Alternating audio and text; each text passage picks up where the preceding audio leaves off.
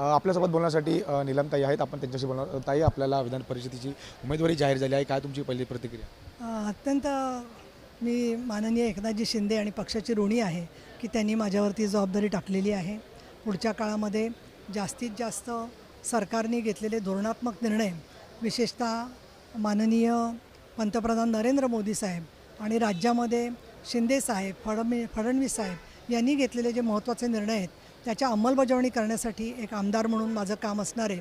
त्याचबरोबर पक्ष ज्या काही जबाबदाऱ्या माझ्यावर टाकेल त्याच्यासाठी सुद्धा मला या पदाचा कामाच्यासाठी म्हणून उपयोग होऊ शकेल.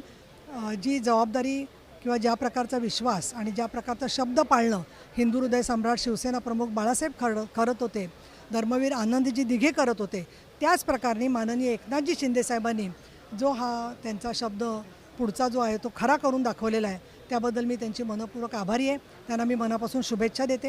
आणि माझ्यावर बच्चू कडूंसारखे एक उत्तम आणि आक्रमक असे आमदार आलेले आहेत, त्याच्याबद्दलही मला आनंद व्यक्त वाटतो. निमित्त उद्या जय महाराष्ट्राला 13 वर्ष पूर्ण. जय महाराष्ट्र उत्सवाला शुभेच्छा. 1 मे म्हणजे महाराष्ट्र दिन आणि कामगार दिन आहे आणि अनेक वर्षापासून आपण संयुक्त महाराष्ट्राच्या प्रश्नावरती काम करतो. त्या हुतात्म्यांना श्रद्धांजली वाहतो.